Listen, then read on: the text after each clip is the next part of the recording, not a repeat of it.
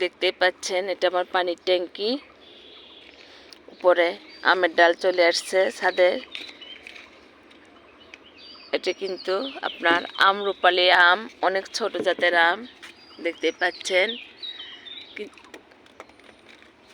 এটা এমনিতেও পড়ে যেত, দেখেন ওখানে পড়ে গেল হাত দিতেই।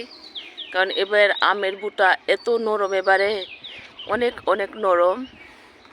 এটা কিন্তু আমার আমরুপালি গাছে আম ধরছে, গতবারও ধরছিল পরিমাণে অল্প, এবার তো অনেক ধরছে কিন্তু নষ্ট হয়ে গেল। অতিরিক্ত রোদের তাপমাত্রা বেশি, বৃষ্টি হয়নি, ওই জন্য করে সেটা একটু সবার সাথে শেয়ার করলাম।